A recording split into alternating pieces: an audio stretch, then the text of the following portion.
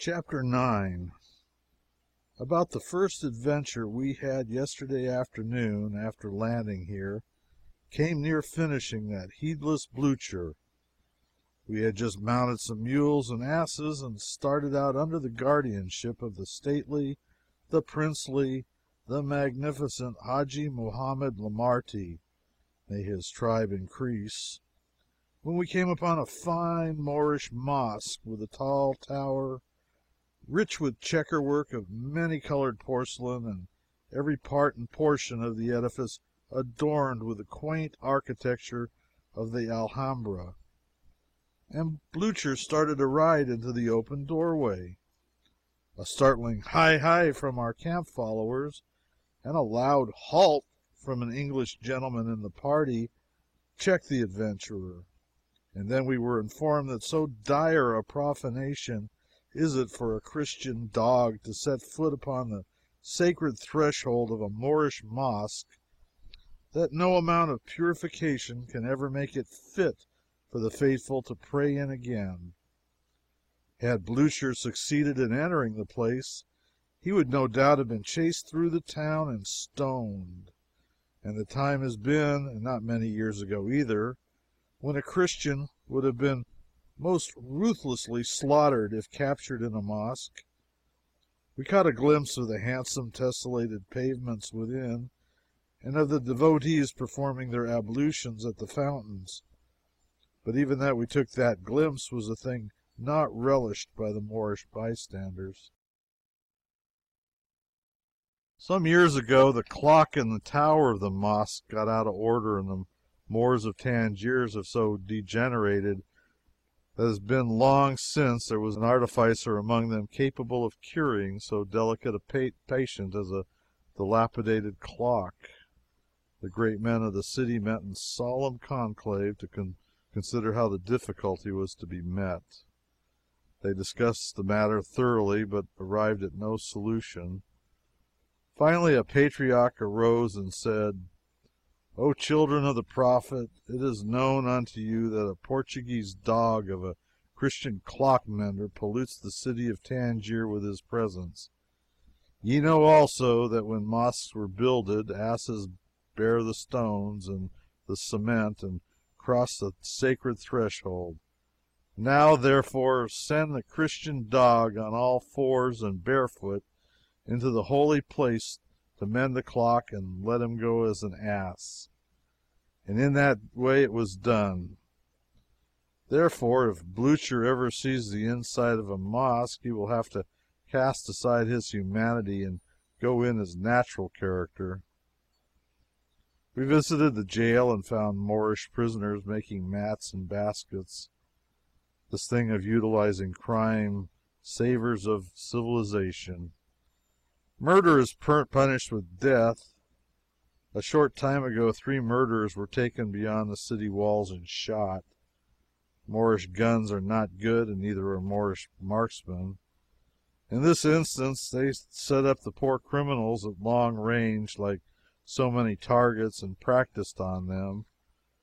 Kept them hopping around and dodging bullets for half an hour before they managed to drive the center. When a man steals cattle, they cut off his right hand and left leg and nail them up in the marketplace as a warning to everybody. Their surgery is not artistic. They slice around the bone a little and then break off the limb. Sometimes the patient gets well, but as a general thing, he don't. However, the Moorish heart is stout. The Moors were always brave. These criminals undergo the fearful operation without a wince, without a tremor of any kind, without a groan. No amount of suffering can bring down the pride of a Moor or make him shame his dignity with a cry. Here, marriage is contracted by the parents of the parties to it. There are no valentines, no stolen interviews, no riding out, no courting in dim parlors, no lovers' quarrels and reconciliations, no nothing that is proper to approaching matrimony. The young man takes the girl his father selects for him and marries her, and after that she is unveiled, and he sees her for the first time. If after due acquaintance she suits him, he retains her. But if he suspects her purity, he bundles her back to her father. If he finds her diseased, the same. Or if, after just a reasonable time is allowed her, she neglects to bear children, back she goes to the home of her childhood. Mohammedans here can afford to keep a good many wives on hand. They are called wives, though I believe the Koran only allows 4 genuine wives. The rest are concubines. The Emperor of Morocco don't know how many wives he has, but thinks he has 500. However, that is near enough. A dozen or so, one way or the other, don't matter. Even the Jews in the interior have a plurality of wives. I've caught a glimpse of the faces of several Moorish women, for they are only human, and they will expose their faces for the admiration of a Christian dog when no male Moor is by, and I am full of veneration for the wisdom that leads them to cover up such atrocious ugliness. They carry their children at their backs in a sack like other savages the world over. Many of the negroes are held in slavery by the Moors, but the moment a female slave becomes her master's concubine, her bonds are broken, and as soon as a male slave can read the first chapter of the Koran, which contains the creed, he can no longer be held in bondage. They have 3 Sundays a week in Tangier. The Mohammedans comes on Friday, the Jews on Saturday, and that of the Christian consuls on Sunday. The Jews are the most radical. The Moor goes to his mosque about noon on his Sabbath, as on any other day, removes his shoes at the door, performs his ablutions, makes his salams, pressing his forehead to the pavement time and again, says his prayers, and goes back to his work. But the Jew shuts up shop, will not touch copper or bronze money at all, soils his finger with nothing meaner than silver and gold, attends the synagogue devoutly, and will not cook or have anything to do with fire, and religiously refrains from embarking in any enterprise. The Moor who has made a pilgrimage to Mecca is entitled to high distinction. Men call him Haji, and he is thenceforward a great personage. Hundreds of Moors come to Tangier every year and embark for Mecca. They go part of the way in English steamers, and $10 or $12 they pay for passage is about all the trip costs. They take with them a quantity of food, and when the commissary department fails, they skirmish, as Jack terms it, with his sinful, slangy way. From the time they leave till the time they get home again, they never wash, either on land or sea.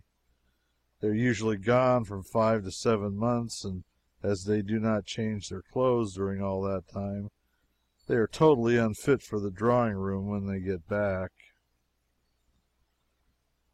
Many of them have to rake and scrape a long time to gather together the $10 that steamer passage costs, and when one of them gets back, he is bankrupt forever.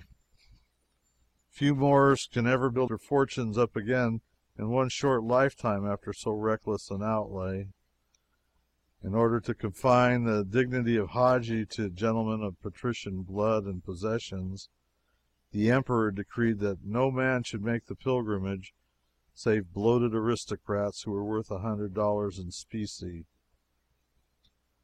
But behold how iniquity can circumvent the law. For a consideration, the Jewish money changer lends the pilgrim $100, long enough for him to swear himself through, and then receives it back before the ship sails out of the harbor.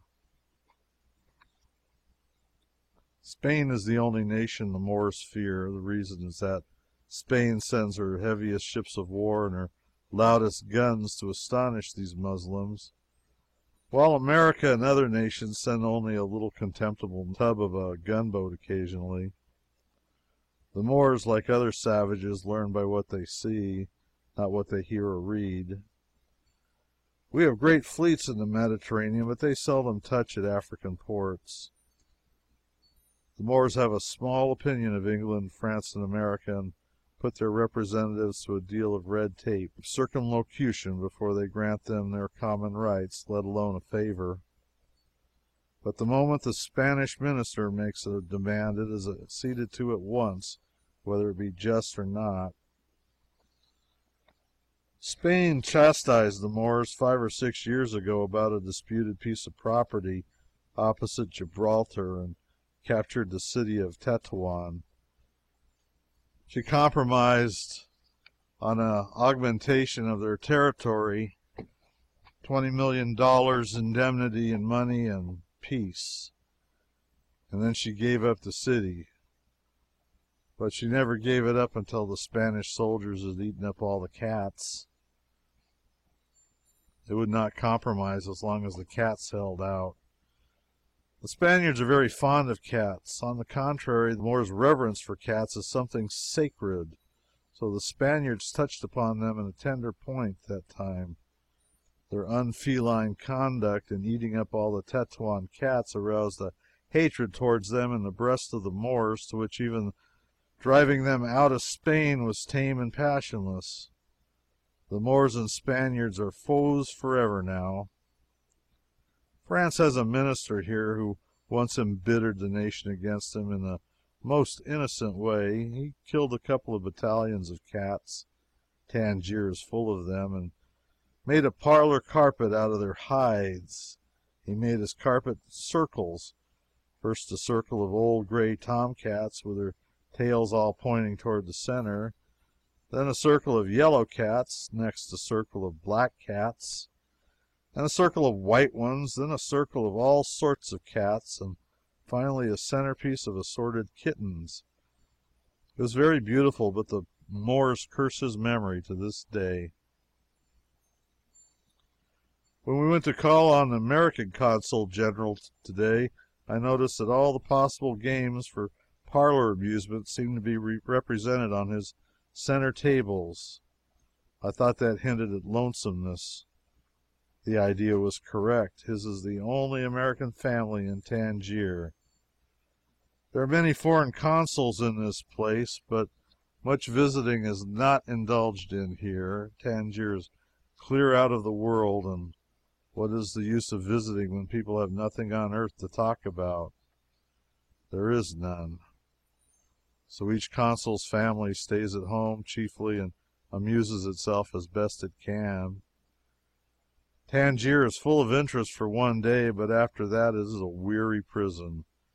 The Consul-General has been here 5 years and has got enough of it to do him for a century, and is going home shortly. His family seize upon their letters and papers when the mail arrives, read them over and over again for 2 days or 3, talk them over and over again for 2 or 3 more till they wear them out, and after that for days together they eat, drink, and sleep and ride out over the same old road and see the same old tiresome things that even decades of centuries have scarcely changed, and never say a single word.